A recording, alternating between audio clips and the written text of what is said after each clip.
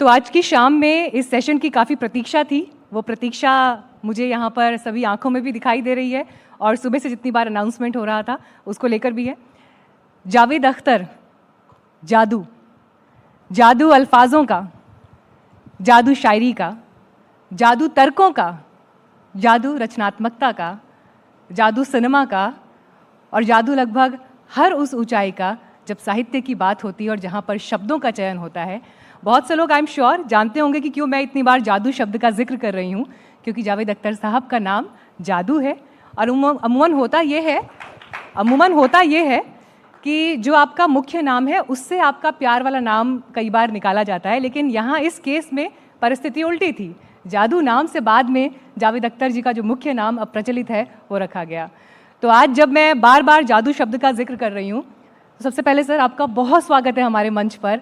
और इस समय आपकी प्रेजेंस में मैं खुद वो जादू महसूस कर रही हूँ और मुझे पता है आपको सुनने के बाद जो अनुभव लेकर हमारे दर्शक यहाँ से जाएंगे वो भी किसी जादू से कम नहीं होगा। You are most welcome on NDTV's creator मंच। Thank you very much. आपको आवाज़ आ रही है इन तक? ठीक, आप ही को सुनने की प्रतीक्षा है सर। आज जब आप यहाँ पर मौजूद हैं हमारे बीच और आज शाम से ही जब इस क्षण का इंतज़ार था, यूँ तो ये सवाल मैं सबसे आखिरी के लिए रख रही थी, लेकिन क्योंकि ये एनडीटीवी का क्रिएटर मंच है तो मैं सबसे पहले इस प्रश्न के साथ आपके साथ पास आ रही हूँ। 80 साल की उम्र में लगभग सभी तरह की शिखर देख लेने के बाद इन दिनों आप क्या रच रहे हैं? कोई ज़रूरी थे कि आप मेरी उम्र सबको बताएं? ये मतलब क्या भैया, इतने दिनों बाद ऐसा भी कह सकती थी ना। चलिए ठीक है, कोई बात नहीं। अब छुपाने को कुछ बचा भी नहीं, खत्म हो गई बात। तो अब हौसला बढ़ गया मेरा। है क्या कि आप किसी भी स्टेज पे पहुँचे तो आपको ये लगना चाहिए, अगर नहीं लगता तो बुरी बात है, कि ये खुशी कम होनी चाहिए कि क्या किया है, ये गम ज़्यादा और फिक्र ज़्यादा होनी चाहिए कि क्या नहीं किया है, चाहे वो कोई भी उम्र हो। तो मुझे तो ऐसा नहीं लगता कि मैंने बहुत कर लिया। मुझे इस बात का गम है कि बहुत कुछ और करना है या कर सकता था जो नहीं किया। तो ऐसी कौन सी कसक है अभी भी दिल में? हर बात में देखिए, मैंने अपनी ज़िंदगी में कुछ पोइट्री की है, कुछ स्क्रिप्ट लिखी हैं, कुछ गीत लिखे हैं, कुछ बातें की हैं एक सोशल एनवायरनमेंट में स्टेजेस से।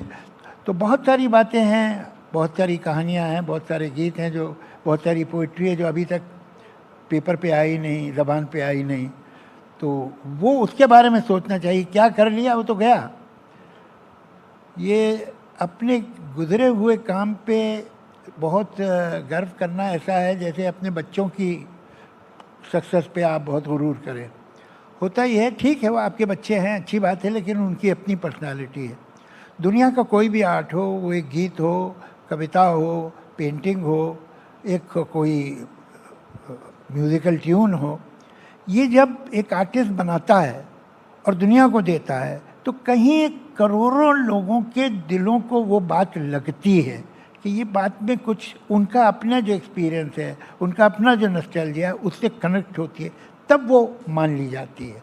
तो दरअसल हमने किसी भी आर्टिस्ट ने जो काम किया है वो बड़ा काम तब बनता है जब लोगों का इंटरेस्ट उसमें आ जाए, लोगों के इमोशन उसमें शामिल हो। वो अकेले आर्टिस्ट का काम नहीं है, वो देखने वाले और पढ़ने वाले और सुनने वाले के पार्टिसिपेशन से बड़ा बनता है।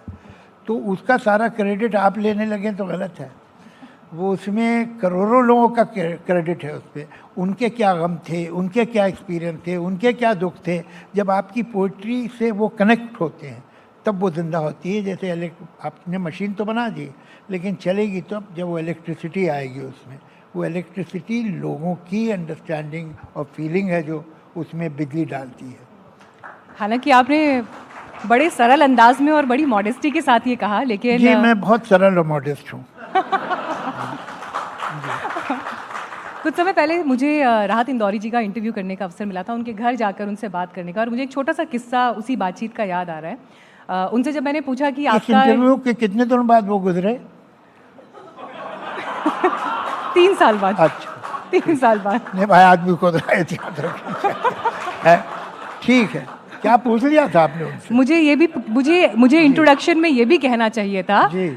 जादू विटीनेस का भी, ये कहना मैं भूल गई, वाक्पटुता का भी, इस शब्द को मैं अब जोड़ देती हूँ। जी बताइए क्या, अब आइए वापस वहाँ। तो अब आपने राहत साहब का इंटरव्यू लिया जी, तो जिस समय उनसे ये बातचीत हो रही थी और मैंने उनके शायरी के सफ़र पर जब सवाल पूछा, तो उनका ये कहना था कि जब वो अपने उस्ताद जी के पास गए तो उस्ताद जी ने ये कहा कि शायरी सीखने के लिए तो तुम आए हो, लेकिन बरखुरदार उस दिन आना जिस दिन 5000 शेर तुम्हें ज़ुबानी याद हों। और इस बात का जिक्र, क्योंकि ये किस्सा इसलिए याद आ गया जब आज के दौर में लोग कोशिश कर रहे हैं, हसरत पाले बैठे हैं कि उन्हें फिल्मी गीत लिखने हैं, प्लेबैक की दुनिया में जिस तरह से सितारा चमकता है वहाँ के लिए लेखन करना है। तो आज अगर कोई आपसे ये पूछे, यहाँ पे बहुत सारी यंग ऑडियंस भी बैठी है, तो आपका उनको क्या एडवाइस होगा, क्या सलाह होगी? नहीं, मैं यही कहूँगा कि देखिए हमारा चक्कर क्या है, जैसे कोई लोग गीत लिख रहे हैं, फिल्म के गीत लिख रहे हैं, तो उन्होंने फिल्मी गाने बहुत सुने हुए हैं तो लिखते हैं, ये एक तरह की इन ब्रीडिंग हो जाती है। ज़रूरी है कि अगर आप शायरी करना चाहते हैं तो पहले, और ये जो उस्ताद थे ना इनके, राहत साहब के, बहुत शरीफ आदमी थे कि उन्होंने 5000 कहा। ये कोई 2000 साल पहले इब्न रशीक नाम का एक अरब पोएट हुआ था, प्री इस्लामिक। ज़्यादातर इत्तेफाक की बात है कि सारे जो बड़े अरब पोएट हैं वो इस्लाम से पहले के हैं, क्यों है मैं नहीं जानता, लेकिन हकीकत है, मैं क्या करूं। तो उसने कहा था कि let no man write poetry who doesn't remember 200,000 couplets of other poets. मगर वो सस्ते का भी फुर्सत का ज़माना था, उन्होंने 2 लाख की शर्त लगाई थी, नीचे प्राइस गिरते गिरते 5000 पे आ गई है। मगर ये सही है कि आप जब अच्छे पोएट्स की, आप राइटर बनना चाहते हैं, नॉवेलिस्ट बनना चाहते हैं, शॉर्ट स्टोरी राइटर बनना, आप पढ़िए, पढ़ते रहिए, लिखना आखिरी काम है।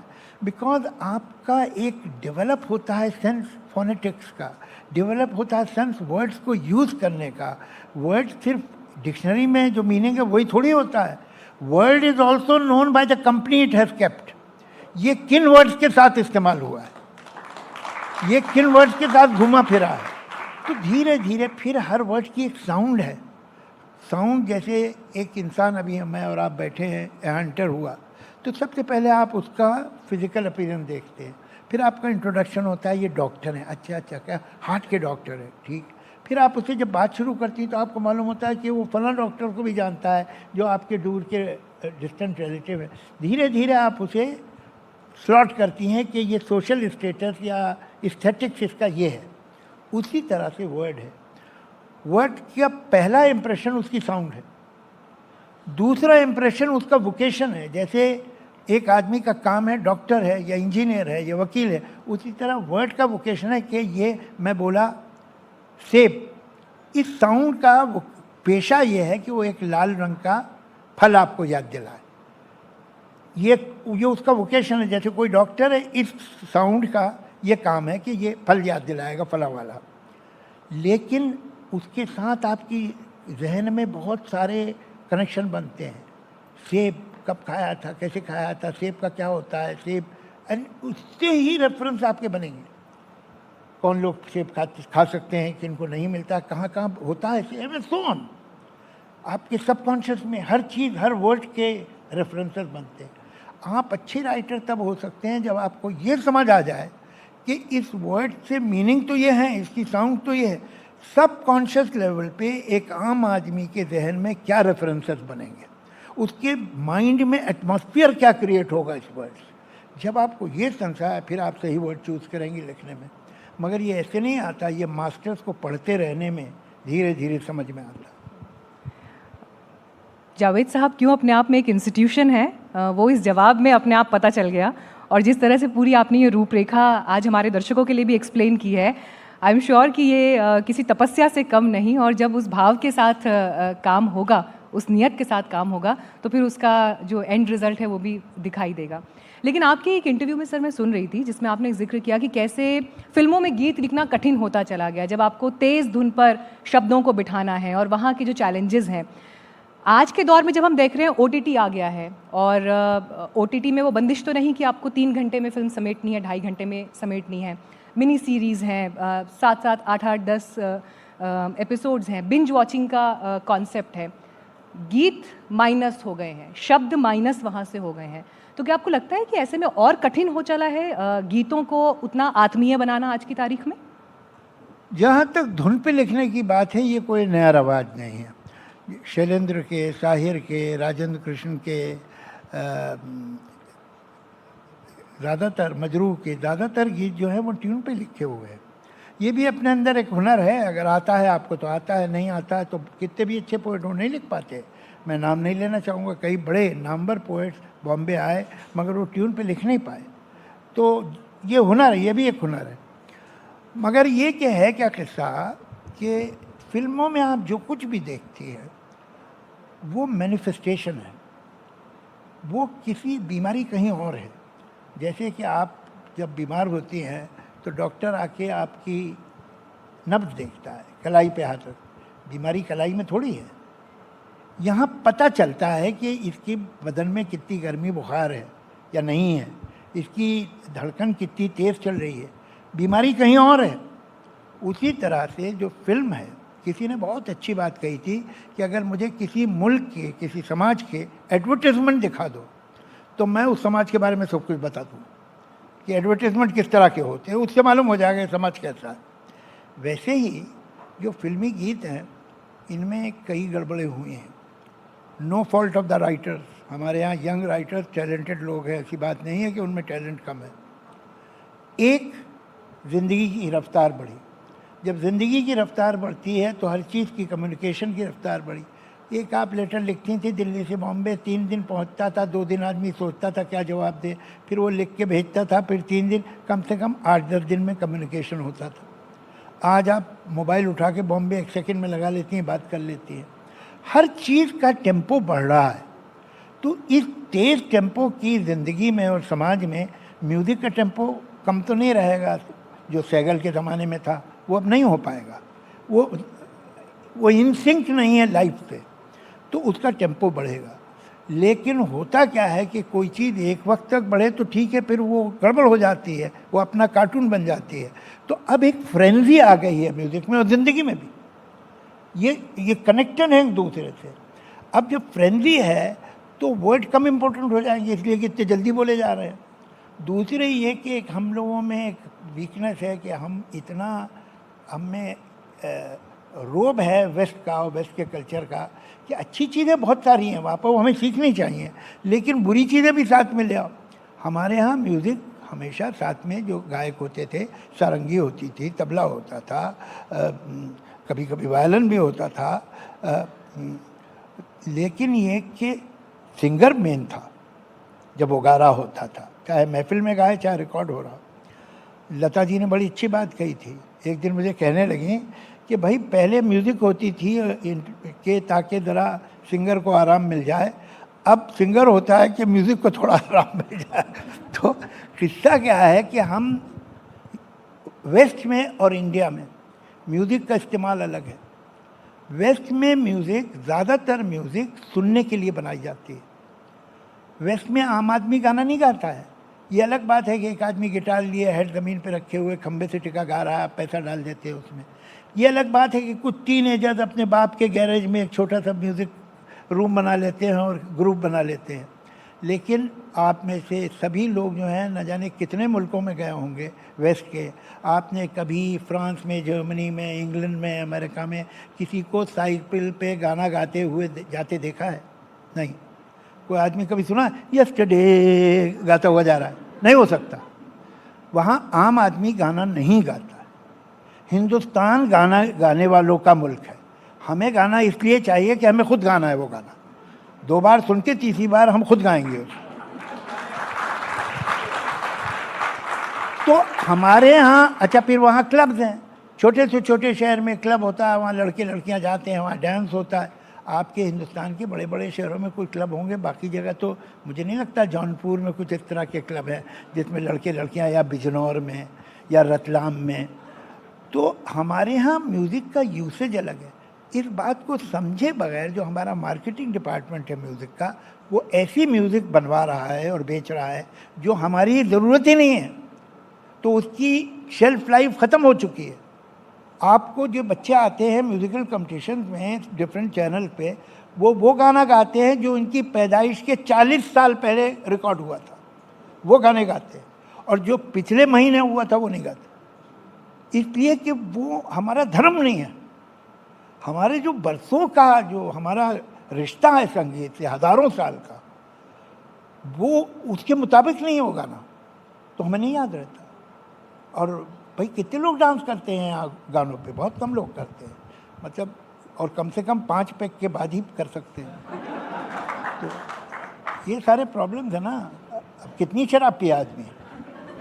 जी हाँ बोलिए। आपने तो ज़िंदगी की तेज़ी की बात कर दी, और उस तेज़ी के चक्कर में कैसे गीतों में जो आत्मीयता थी या जो उसका गहरापन था वो हाशिए पर चला गया, इसका जिक्र भी आपने कर दिया। लेकिन आज के दौर में, टेक्नोलॉजी के दौर में, आर्टिफिशियल इंटेलिजेंस आ गया है सर, और आर्टिफिशियल इंटेलिजेंस अब जिस तरह की करामातें दिखा रहा है, आज हम इस कार्यक्रम में बैठे हैं, एंड आई एम श्योर अगर मुझे ये सेशन होस्ट करना है या सवेरे कुछ और कार्यक्रम करने थे, मैं 4 कीवर्ड्स उसमें डालकर, 4 उसमें इंफॉर्मेशन के साथ में एक पूरा प्लान मेरे पास रेडी होकर आ जाएगा मात्र 30 सेकंड और 1 मिनट के समय में। तो ये तो हुआ एक ऐसा काम जहाँ पर हमें कोई प्रिपरेशन, कोई फाइल, पावर पॉइंट प्रेजेंटेशन बनाने हैं, वहाँ तक की बात है। लेकिन जहाँ पर बात रचनात्मक दुनिया की है, जहाँ पर भावों को कलम के ज़रिए कागज़ पर उतारने की है, चलिए लैपटॉप पर उतार दिया आपने, टाइप करके लिख लिया, लेकिन वहाँ पर संवेदनाओं के मामले में आर्टिफिशियल इंटेलिजेंस किस तरह की चुनौती आगे पेश करेगा? देखिए, अभी तो नहीं है चुनौती। अभी जो है, जहाँ तक मैटर ऑफ फैक्ट राइटिंग है, चाहे वो आपको किसी ऑफिस को लेटर लिखना हो, कोई लीगल नोटिस देना हो, किसी बारे में कोई डेटा देना हो, वो के लिए तो आर्टिफिशियल इंटेलिजेंस कमाल है। But the moment it enters the department of creativity, if I may say so, वहाँ अभी वो बहुत ही कमज़ोर है। लेकिन इसके मतलब नहीं कि हमेशा कमज़ोर रहेगा, ये डेवलप। एक सवाल पूछूंगी सर, आपने क्या देखा? उनका हैंडीकैप बहुत है ना। आर्टिफिशियल इंटेलिजेंस की मदर की बचपन में डेथ नहीं हुई थी, उसकी गर्लफ्रेंड ने उसे छोड़ा नहीं, उसके माँ बाप ने घर से नहीं निकाला, उसने कई जगह ऑफिस में गया तो अंदर आने नहीं दिया गया। ये सारी चीज़ें आर्टिफिशियल इंटेलिजेंस पे गुजरी नहीं हैं, तो अभी हमसे मुकाबला नहीं कर पाएगा वो, इसलिए कि हम तो सब देख चुके हैं। तो अभी टाइम लगेगा। है क्या, आर्टिफिशियल इंटेलिजेंस डेटा पे डिपेंड करता है, और it is becoming a better and better conscious mind, and may be very soon it will leave in human beings' conscious mind much behind. It will go much further than that. लेकिन creativity जो है वो सिर्फ conscious mind का काम ही नहीं है, वो सब कॉन्शियस और कॉन्शियस के बीच में जो नो मैन लैंड है, जैसे दो मुल्कों के बीच में होता है, वो वहाँ होती है। इसलिए कि जब आप रियल क्रिएशन करते हैं तो आप दूसरों को तो सरप्राइज बाद में करेंगे, पहले खुद होते हैं कि ये बात मुझे कैसे मालूम थी, ये शब्द मैंने कहाँ सुना था, क्यों याद था मुझे, ये मैंने कब देखा था। ये सरप्राइज उसे खुद भी होती है, बिकॉज सब conscious is also playing a participate. अगर ये पूरे कॉन्शियस लेवल पे जब भी होगा ये काम, वो कॉन्शियस लेवल का डेटा कितना भी बड़ा, उसमें वो थर्ड डायमेंशन आ नहीं सकता। लेकिन ये कह के सब्र नहीं करने लेना चाहिए, ये भी होगा। दो चीज़ें हैं दुनिया में जो इस दुनिया को हमेशा के लिए बदलने वाली है। एक आर्टिफिशियल इंटेलिजेंस, ये तो अभी पालने में है बच्चा, ये क्या होगा इसका हम अंदाज़ा भी नहीं कर सकते, इतनी बड़ी चीज़ होगी। दूसरी तरफ जो है वो जो जेनेटिक्स पे काम हो रहा है, you are going to develop super children. वो सुपर चिल्ड्रन जो है उनका हर एक का IQ आइंस्टाइन से 10 गुना ज़्यादा होगा, 20 गुना ज़्यादा होगा। उनमें आप तय कर लेंगे कि मेरा जो ये बच्चा हो रहा है ये बहुत बड़ा म्यूजिशियन बने, ये आप तय कर सकते हैं। उस बच्चे की आंखों का रंग ऐसा हो वो भी तय हो जाएगा, उसका IQ इतना हो वो भी तय हो जाएगा। तो there be a super race जो जेनेटिक्स को मैनिपुलेट करके बनाई गई, and a day will come when artificial intelligence will become self sufficient and it won't need you any more. It will create robots itself, and the robots will be able to create robots with all the information possible जो एक आदमी के brain में नहीं आ पाएगी, उससे कहीं ज़्यादा। और जो फाइनल मैच होने हैं वो इस सुपर बेबी के और इस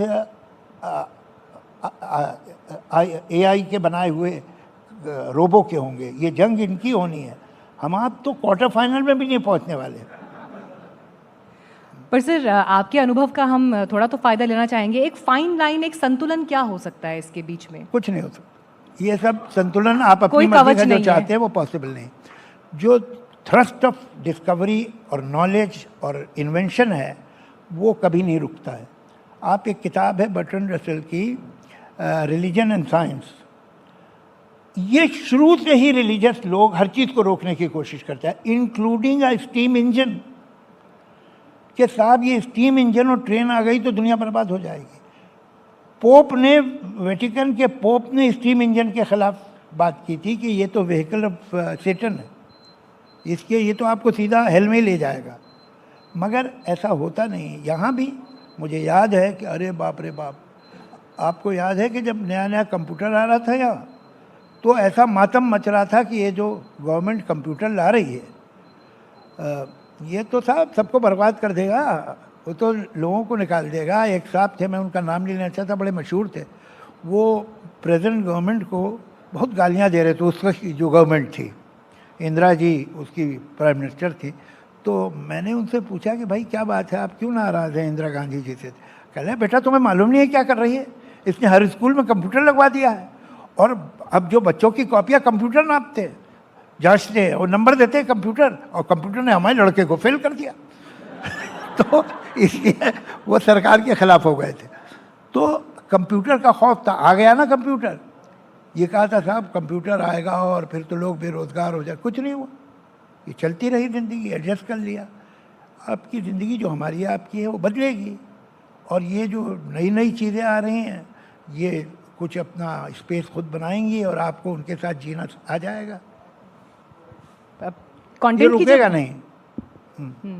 कंटेंट की जब बात होती है, 30-30 सेकंड का वायरल कंटेंट जो अब सोशल मीडिया पर छाया रहता है, इंस्टाग्राम के जरिए, वायरल रील्स के जरिए, रील्स की जो दुनिया है, जी जी। उसमें 30-30 सेकंड में इंसान की ज़िंदगी बदल जाती है। 30 सेकंड में आप स्नोफॉल के नीचे खड़े होते हैं, अगले 30 सेकंड में कोई फैशनिस्टा आके आपको साड़ी बांधने का तरीका बता रहा होता है, अगले 30 सेकंड में आपको कुकिंग की कोई रेसिपी सिखाई जा रही होती है। मोबाइल में बस एक स्वाइप करना है और आपके लिए 30-30 सेकंड में दुनिया बदलती रहेगी। क्योंकि जहाँ तक साड़ी बांधने का तरीका मुझे तो कभी किसी ने बताया नहीं, और ना मुझे मालूम करना। आप रील्स नहीं देखते होंगे ना? तो आपने बहुत ही गलत मिसाल दी है, और मैं चुपचाप सुनता तो पता नहीं लोग क्या समझते। तो मुझे ये क्लियर कर देना चाहिए। जी। आजकल सर पुरुष भी सिखा रहे हैं साड़ी बांधने का हाँ तरीका, ये तो ठीक है, मगर उसमें क्या हुआ, ज़िंदगी ही इतनी तेज़ हो गई है, और जो लोग थोड़ा ठहराव चाहते हैं ज़िंदगी में वो नहीं देखते ऐसा। कोई ऐसा थोड़ी है किसी ने बंदूक। इसने लेखन को प्रभावित किया है, शब्दों को प्रभावित किया है, शब्द सोचने होंगे के तो तरीके को। प्रभावित होंगे, शब्द ही नहीं रहे। अभी समाज में लैंग्वेज सिमट गई है। आज का जो 20 साल 25 साल का 30 साल का आदमी होगा, उसकी वोकेबलरी अपने पेरेंट्स से या ग्रैंड पेरेंट्स से बहुत कम है। मुझे तो यंग लोग मिलते हैं कॉन्स्टेंटली, जब मुझसे बात करते हैं हर 2 जुमले के बाद बोलते हैं you know what I mean, तो I tell them no I have no idea what you mean, you tell me. तो ये जो है अब कहावतें हैं हमारे। कभी आपने कोई आदमी जिसकी उम्र 30 से नीचे हो उसके मुंह से हिंदुस्तान की कोई कहावत सुनी है? पुराने लोगों से बात करो तो हर तीसरे जुमले में कहावत होती थी। ये कहावत क्या है? कहावत कोई मामूली चीज़ नहीं है, ये जनरेशन की विजडम है जो एक जुमले में बंद है।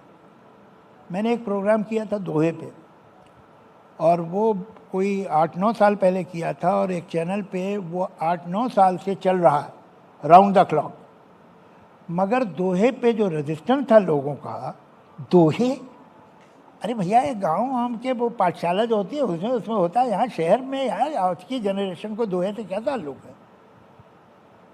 ये दोहे क्या हैं?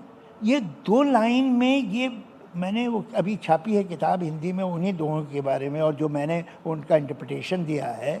सीपियाँ, सीपी में होते हैं मोती, ये सीपियाँ हैं जिनमें विजडम के मोती भरे हुए हैं। जो 700 साल पहले भी लिखा गया है दोहा, 500 साल पहले लिखा गया है, वो आज वैलिड है, इसलिए कि अल्टीमेटली ह्यूमन बीइंग तो वही है।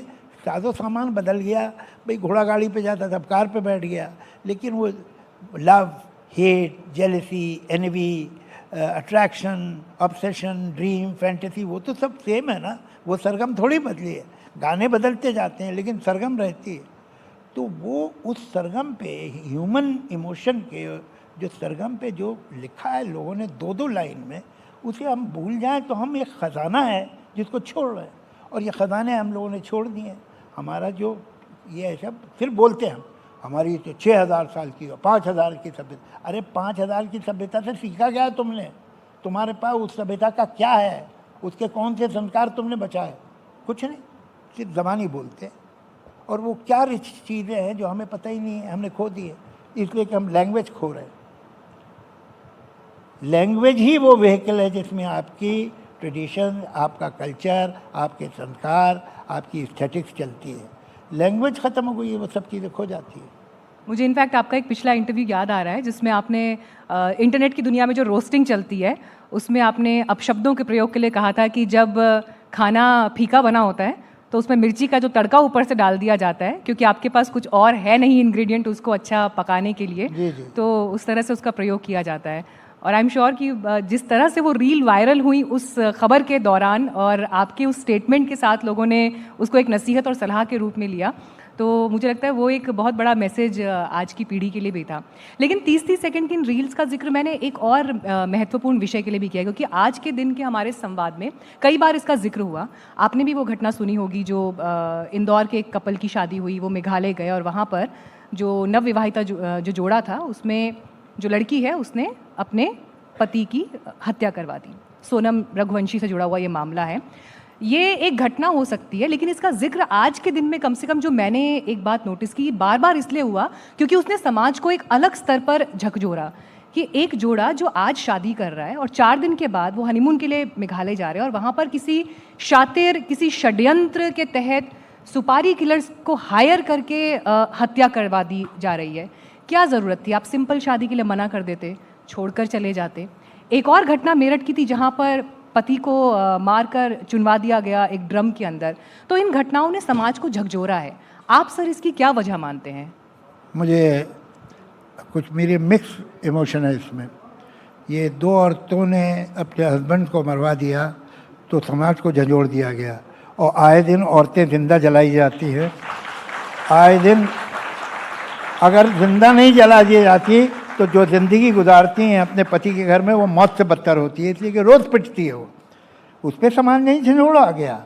बड़ा बेशर्म है समाज जो 2 औरतों के मर्डर से तो चौंक पड़ा, और इतने बरसों से मर्द जो औरतों पे ज़्यादती कर रहे हैं और आज भी कर रहे हैं उससे उसकी जू नहीं रहती। जो उन्होंने किया बुरा किया। और अगर शादी के इतने जल्दी बात किया तो पता लगाइए कि शादी उसकी मर्जी से हुई थी कि नहीं हुई थी। ये तो बड़ा आसान है। आप तो एक दूसरी दुनिया में जी रही हैं जहाँ आप टीवी पे काम अपराध तो हुआ है ना सर, अपराध हुआ है, एक बच्चे की जान गई है। बहुत सही है, लेकिन ये शादी उस लड़की की मर्जी से थी। क्या इतना आसान है हिंदुस्तान में एक आम घर में एक छोटे शहर की लड़की के लिए अपने माँ बाप से कहना कि मैं शादी नहीं करूँगी? कह सकती है वो। मैं उसे जस्टिफाई नहीं करता, किसी का भी मर्डर करना, इवन हस्बैंड का, ख़राब बात है, नहीं करना चाहिए। लेकिन ये कि ज़रा आप देखिए कि ये एक बहुत डेस्परेट अटैम्प्ट है। आपको याद है, अब ये ज़रा थोड़ा कम हो गया है या आप शायद मीडिया वालों को फुर्सत नहीं है, कितनी औरतें जो हैं वो प्रेशर कुकर फटने से मरती थीं। अच्छा, वो भी पहचानता था प्रेशर कुकर के, ये है बहू। बेटी कभी नहीं मरी प्रेशर कुकर से, और ना सास मरी। तो तब समाज के कान पे जूं नहीं रहेंगी थी, अब रेंग रही है। तो ये बात ठीक नहीं, जो हुआ बहुत बुरा हुआ। लेकिन जितना बुरा ट्रीटमेंट औरतों के साथ होता है, अगर वो ठीक नहीं हुआ तो ऐसे इंसिडेंट तो होते रहेंगे। समाज को भी आपकी ये ताकीद है।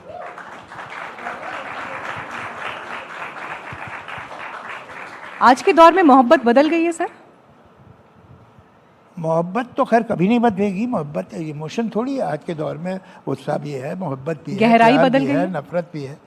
नहीं, गहराई भी नहीं बदली है। असल में क्या हो गया है, टेक्नोलॉजी ने एक प्रॉब्लम कर दिया है।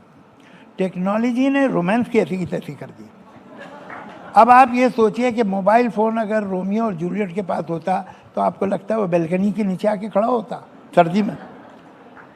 हुआ ये है कि रोमांस है पाइनिंग, मिलने की तमन्ना में, मिलने में नहीं, मिले तो कुछ नहीं, वो टाटा फिश, कुछ ऐसा खास नहीं होता। लेकिन जब आप फैंटेसाइज किसी को कर रहे हैं, मतलब एक आदमी सामने बैठा है तो उसमें आपको उसकी सूरत में चांद कहाँ दिखने वाला है, वो तो जब आपकी इमेजिनेशन में है तो वो 14वीं का चांद लगेगा, ये लगेगा, वो पाइनिंग में है, डिस्टेंस में है, न मिल पाने में रोमांस है, वो टेक्नोलॉजी ने ख़त्म कर दिया। अभी आप ईमेल भेज दीजिए या तो ट्वीट कर दीजिए या आप व्हाट्सएप पे बात कर लीजिए या फ़ोन कर लीजिए, सबके पास फ़ोन है, सब जो है फ़ोन पे रात तो 2-2 बजे तक बात करते हैं, कर सकते हैं, माँ बाप को पता भी नहीं लगता। तो वो जो ये जो अवेलेबिलिटी है, ये जो फैसिलिटी है टू बी नियर, उसने रोमांस ख़त्म कर दिया। रोमांस तो तड़प में था, अब वो तड़प ही नहीं रही, और चूँकि वो इजी हो गया है तो अक्सर हो जाता है और ख़त्म हो जाता है फिर, तो वो भी खुश, हम भी खुश, ऐसा होता है। थोड़ी गुस्ताखी के साथ सर पूछ लूँ, जी, शबाना मैम के लिए लिखा कुछ, कोई लेटर या कोई चिट्ठी हाँ, या क्यों कोई नहीं लिखा, खत? बहुत लिखा था और अब भी लिखा है। अभी आज पिछले हमको दिनों- सुनने को थोड़ा मिल सकता है कुछ उसका हिस्सा, या कुछ आप बताना चाहें तो? एक शेर सुना देता हूँ, और पूरी पोएम तो अभी क्या है, इतना वक्त तो नहीं होगा। जी, इरशाद हालांकि सर। मैंने पोएम भी है, बल्कि मेरी जो लावा है किताब, उसमें तो एक पोएम का टाइटल ही शबाना है। तो एक शेर सुना देता हूँ।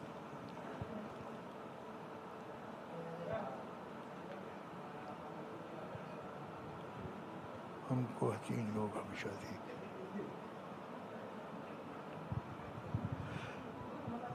खूबसूरत भी है वो, ये अलग बात है, मगर खूबसूरत ही लफ्ज़ है, कुछ और लफ्ज़ है इसमें।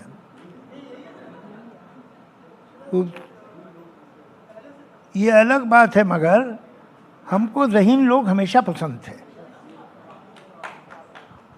आप एक बात और देखिएगा, पोइट्री में बहुत कम पोइट्स हैं। I am very proud my uncle who wrote his poetry in 1930s. It is exceptional that when he talks of his beloved, he always mentions about her intelligence, about her IQ, her point of view. वरना हुस्न की तारीफ होती रहती है, कभी ये नहीं बताया कि मेरी गर्लफ्रेंड का IQ क्या है, ये पोइट्री में है ही नहीं। फिर लड़कियां गुस्सा करती है तो आपको बुरा लगता है। मैं तो इनफैक्ट ये कहूँगी, जब वुमेन एम्पावरमेंट की बात होती है तो जो ये बात आपने की है सर अभी, ये वुमेन एम्पावरमेंट में मुझे खुद बहुत शक्ल बड़ी भी बात है, दिखाई sorry, देती है। खुद शक्ल भी है वो, ये अलग बात है, मगर हमको ज़हीन लोग हमेशा अजीज थे। क्या बात है, बहुत खूब। कुछ खबरों की बात सर करना चाहूँगी, ज़रूर क्योंकि कीजिए। अभी बड़ी चर्चा है, और चर्चा इसलिए भी क्योंकि देश में एक आतंकवादी हमला हुआ 22 अप्रैल को, जी। जिसमें पहलगाम में हमारे लोगों को गन पॉइंट पर जी, मारा जी, गया। लेकिन जी। उसके बाद भारत ने जो जो कदम उठाए, ऑपरेशन सिंदूर जैसा एक बड़े ऑपरेशन को भी अंजाम दिया जी। गया, लेकिन भारत से जिस तरह से डेलीगेशन को विदेश भेजा गया, आपने तो संसद में भी काम किया है, सरकार के साथ भी मिलकर डिस्कशंस का आप हिस्सा रहे हैं। जिस तरह से डेलीगेशन को विदेश भेजा गया, ख़ास तौर पर हम जब देखते हैं कि उसमें शशि थरूर दिखाई देते हैं प्रोमिनेंस के साथ में, उसमें असदुद्दीन ओवैसी दिखाई देते हैं बड़ी प्रोमिनेंस के साथ, और वो जिस तरह से विदेश में जाकर भारत का पक्ष रखते हैं, क्या आप मानते हैं कि सरकार ने एक बड़ा वेल कैलकुलेटेड एक ऐसा फैसला लिया जहां पर विपक्ष को साथ लेकर जब वो वहां पर गए तो इसमें एक बड़ी लकीर सरकार पे खींची? हमला थोड़ी था, ये तो देश पे हमला था। तो जब देश पे हमला था तो देश का हर आदमी जाएगा। जब सरकार पे हमला होगा तो ये लोग जो गए थे, इनमें से बहुत से ऐसे जो सरकार पे हमला करते हैं और करते ही रहते हैं, मगर ये सरकार पे हमला नहीं था, ये देश पे हमला था। तो जब देश पे हमला होगा तो सब एक, वो बाकी बातें हमारे घर की हैं, वो करते रहेंगे हम। लेकिन ये आपने खासतौर से असदुद्दीन ओवैसी का क्यों जिक्र किया? क्योंकि उनकी स्पीचेस जो है बड़ी जबरदस्त वायरल हुई, और आप जानते हैं कि किस वजह से जिक्र मगर किया। आपको हैरत क्यों है कि वो गए? नहीं, मुझे हैरत बिल्कुल नहीं हुई। आपने उनका जिक्र किया, मैंने शशि थरूर आपने का भी किसी जिक्र और का किया। नाम नहीं लिया। शशि थरूर का जिक्र किया साथ में। शशि थरूर तो कांग्रेस के हैं, बहुत अच्छा बोलते हैं और बहुत he is a very articulate person, और मुझे बहुत खुशी हो गए। वो तो जितना, बिकॉज उन्हें यूएनओ का इतना एक्सपीरियंस है, इंटरनेशनल पॉलिटिक्स का जो एक्सपीरियंस है वो काम आएगा, कायम है उनके। और बाकी है कि ये बिल्कुल ये देश का इशू है, ये किसी पॉलिटिकल पार्टी का इशू नहीं है। तो जब देश का इशू होगा तो सब एक है और सब एक होना ही चाहिए। सर, आप खुद पाकिस्तान कई बार गए हैं, लेकिन इस हमले के बाद भारत और पाकिस्तान के रिश्ते जिस स्तर पर पहुंच चुके हैं, आपने क्या इतनी मैं कड़वाहट तो अब बहुत छोटा शब्द हो जाएगा, लेकिन क्या आपने इस तरह की स्थिति इससे पहले अभी तक के दौर में कभी अनुभव की? ये मैक्सिमम हाइट है? अरे भाई, ये काम तो ये लोग करते रहे हैं, ये कोई पहली बार का नहीं है। नहीं, सबसे बुरा दौर है ये। अब ये कहना मुश्किल है क्या कि अभी है तो हमें ये सबसे बुरा लग रहा है, लेकिन जब कश्मीर पे 48 में हमला हुआ था तो क्या हमें अच्छा लगा था? जब 65 में उन्होंने अटैक किया था तो क्या हमें ठीक लगा था? जब इन्होंने अभी करगिल में बैठ गए तो क्या हमें ठीक लगा? वो होता क्या है कि अभी ताज़ा ज़ख्म है तो हमें ज़्यादा इसकी तकलीफ़ है, लेकिन ये ट्रेडिशन है, ये ऐसा नहीं है कि पहली बार ऐसा हुआ है, ये होता ही रहा है और हर बार वहाँ की जो सरकार है हाथ धो लेती है। हमें नहीं मालूम ये कौन लोग हैं, ये इनको नहीं मालूम था कि 48 में कौन लोग आए। वो उनको कहा भाई कोई ट्राइबल थे जो आ गए। करगिल में जो आए उनकी सरकार ने कहा कि हमें नहीं मालूम करगिल में कौन बैठ गया आके, तो उनका कोई कभी संबंध नहीं होता, लोग खुद ही आ जाते। अभी भी जो पहलगाम में हुआ उनको कुछ नहीं पता कि कैसे आ गए। तो ये तो कोई नई बात नहीं की उन्होंने, यही करते हैं। मगर एक बात जब बात ही निकली है तो मैं आपको एक और बात कहूँ, दुनिया का कोई मुल्क जो है वो मोनोलिथ नहीं है कि ये मुल्क की राय है, ये मुल्क ऐसा है। ये इतना ही गलत होगा जैसे मैं कहूँ किसी शहर का नाम लूँ कि उस शहर में सारे आदमी बड़े कंजूस होते हैं। अरे भाई, हर शहर में हर तरह के आदमी रहते हैं, ऐसे ही हर मुल्क में हर तरह के आदमी रहते हैं। सच तो ये है कि हम एक बात से अनअवेयर हैं जो हमें मालूम होना चाहिए कि पाकिस्तान में करोड़ों ऐसे लोग हैं कि जिनका बस चले तो हिंदुस्तान से आज दोस्ती कर ले, लेकिन उनके पास कोई पावर ही नहीं है। जो गवर्नमेंट है, वहाँ की एस्टेब्लिशमेंट जो है, वहाँ की जो आर्मी है और जो वहाँ का राइट विंग है, उसे नहीं सूट करता हिंदुस्तान से अच्छे रिलेशन।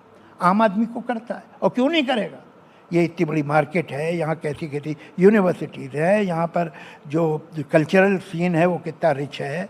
तो वो वहाँ का जो यंग आदमी होगा वो तो यहाँ आना चाहेगा, यहाँ काम करना चाहेगा, यहाँ इंटरटेनमेंट इंडस्ट्री में काम करना चाहेगा, यहाँ कॉरपोरेट्स में काम करना चाहेगा। यहाँ पर जो बिजनेसमैन है पंजाब का, पाकिस्तान का, वो यहाँ कोलैबोरेट करना चाहेगा यहाँ के बड़े बड़े बिजनेस हाउसेस से।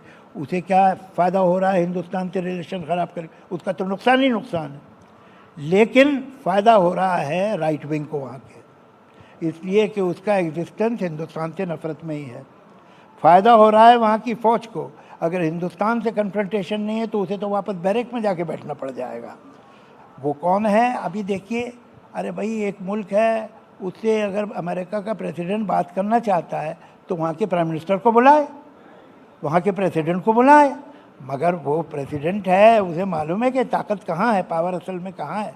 तो जिसके पास असली पावर है उसे बुलाया उसने, जो आर्मी का चीफ है वहाँ। तो ये बात अब क्लियर हो गई ट्रंप के बुलाने से कि सब इनकी जो डेमोक्रेसी है वो ढकोसला है। असल में तो वहाँ आर्मी हुकूमत करती है, तो आर्मी को कैसे सूट करेगा इंडिया से रिलेशन अच्छे रखना। लेकिन हमें पाकिस्तान को मोनोलिथ की तरह नहीं ट्रीट करना चाहिए जी। ये हमारे हित में नहीं है। जो लोग हिंदुस्तान के सिंपैथाइजर हैं, हिंदुस्तान से अच्छी तरह मिलना चाहते हैं, हिंदुस्तान को एडमायर करते हैं, लव करते हैं, हमें उन्हें इनकरेज करना चाहिए। लेकिन सर देखिए, विडंबना यहाँ पर ये है कि आप ही के लिखे हुए शब्द हैं, पंछी नदियाँ पवन के झोंके, कोई सरहद ना उन्हें रोके। लेकिन इस हमले के बाद भारत ने सिंधु जल समझौता भी रद्द किया है पाकिस्तान के साथ। लेकिन अभी के वक्त की जो लेटेस्ट खबर जो अभी चल रही है इन दिनों, दिलजीत दोसांझ, उनकी फिल्म सरदारजी 3, जिसमें पाकिस्तानी एक्ट्रेस के काम करने को लेकर एक ज़बरदस्त अभी बहस देश में छिड़ी हुई है कि ये होना चाहिए था, नहीं होना चाहिए था। मेकर्स कह रहे हैं कि फिल्म भारत में रिलीज़ नहीं हो रही। पिक्चर मुझे मालूम नहीं कब बनाई गई, अगर मेकर्स का कहना है पहले बनाई गई। हाँ, तो अब वो क्या करे बेचारा, वो तो आगे का उसे क्या होगा तो नहीं पता था ना। और पैसा तो उसने लगाया, इसमें पाकिस्तान का पैसा तो डूबेगा नहीं, पैसा तो हमारे हिंदुस्तानी आदमी का डूब जाएगा। तो ये तो क्या फ़ायदा इससे। ये है कि आपको लगता है देश में रिलीज होनी चाहिए फिल्म? लॉ जो है रेट्रोस्पेक्टिव में नहीं होते हैं कि मैंने आज लॉ बनाया और आज से 10 साल पहले की बात पे अप्लाई किया, वो नहीं हो पाएगा, वो प्रैक्टिकल नहीं है। और उस गरीब को मालूम होता कि ऐसा होने वाला है तो पागल थोड़ी था कि वो ले लेता तो एक्ट्रेस को। मेरा ख्याल है सरकार को और सेंसर बोर्ड को इस बात को सिंपैथी से देखना चाहिए और कहना चाहिए भाई तुम आइंदा मत करना, लेकिन अभी तुमने पहले बना ली थी तो चलो रिलीज़ कर लो, लेकिन it should not happen again. Sir लेकिन जब ये फिल्में बन रही हैं, इस तरह का सिनेमा को लेकर जो बहस छिड़ जाती है पाकिस्तानी आर्टिस्ट के साथ काम करने को लेकर, एक सवाल ये भी है कि क्या आप कंप्लीट ब्लैक एंड वाइट कुछ होना चाहिए, या क्योंकि ये सिचुएशंस बड़ी ग्रे जोन में रहती हैं। मतलब अगर भारत की क्रिकेट टीम है तो आप दूसरे देश में जाकर पाकिस्तान की क्रिकेट टीम के साथ में टूर्नामेंट खेलेंगे, लेकिन जब डायरेक्ट इस तरह का कोई संवाद हो रहा है या काम करने की कोई एक अपॉर्चुनिटी है तो वहाँ पर प्रश्न चिन्ह लग जाते हैं कि नहीं ये तो नहीं होना चाहिए, ये देशद्रोह है, ये तो दुश्मन देश के साथ जाकर काम कर रहे हैं। तो एक फाइन लाइन कहाँ है, या है भी या नहीं? देखिए क्रिकेट का तो मैं नहीं कह सकता, इसलिए कि मुझे लगता है क्रिकेट कोई बहुत गुडविल पैदा करता है, आई डोंट नो। हालांकि दोनों टीमों के जो हम देखते हैं यूट्यूब पे प्लेयर्स की बहुत अच्छी दोस्ती है और बड़ी वार्म से एक दूसरे के बारे में बात करते हैं। बट बिसाइड दैट जब दो मुल्कों में मैच होगा तो उनमें कॉम्पिटिटिव स्पिरिट जागेगी। भाई मैं तो ये चाहूँगा ना कि इंडिया ही जीते, अरे यार ये बैट्समैन आउट क्यों नहीं हो रहा पाकिस्तानी, मैं तो यही सोचूंगा और वो हमारे बारे में ये सोचेंगे, वहाँ तो कंपटीशन होगा। जो अपॉर्चुनिटी थी बहुत अच्छी गुडविल की, उस पर कभी ध्यान नहीं किया। वो ये था कि हिंदुस्तान और पाकिस्तान अच्छे वक्तों में जब ऐसे हालात ना होते मिल के फिल्में बनाते। फिल्म में वहाँ के भी आर्टिस्ट होते, यहाँ के भी होते, वहाँ के भी राइटर, यहाँ के भी राइटर। हमारे यहाँ टेक्नोलॉजी बहुत सुपीरियर है, वो उन्हें मिलती, उनके पास नहीं है ऐसी technology, but they have some very good writers. तो ये मिलता और दोनों मुल्कों के क्लियरेंस से, गवर्नमेंट के सेंसर बोर्ड के क्लियरेंस से साइंड स्क्रिप्ट होती, तो उसमें जो कुछ होता वो बेहतर दोस्ती का मुकाबला नहीं होता, आर्ट में संगत होती है, उसमें हो सकता था। लेकिन अब सिचुएशन इतनी बिगड़ गई है कि इस वक्त तो सोचना भी गैर ज़रूरी है। बड़े खुले दिल के साथ आपने सभी मुद्दों पर अपने विचार रखे और बहुत सारे ऐसे बिंदु जो आई एम श्योर कि जितनी आज हमारे साथ यहाँ पर यंग ऑडियंस है वो अपने पास उन्हें एक सलाह के रूप में, मशवरे के रूप में और एक अनुभव के रूप में साथ लेके जाएंगे। जावेद साहब आपका बहुत धन्यवाद आज हमें समय देने के लिए और मंच पर आने के लिए, और ये मेरी खुशनसीबी है सर आपके साथ बैठकर आज बातचीत का अवसर मिला। ये हुआ क्या आप लोगों को पता नहीं है, ये अभी आधे घंटे और चलता, और कुमार विश्वास साहब आ गए तो उनका जल्दी से वाइंड अप करो, समझे। ये अभी बहुत सवाल करने वाली थी मुझसे, लेकिन वो आ गए, अब क्या किया जाए। चलिए ठीक है, उम्मीद करती हूँ सर अवसर दोबारा जल्दी मिलेगा। तालियां बजती रहनी चाहिए जावेद अख्तर साहब के लिए।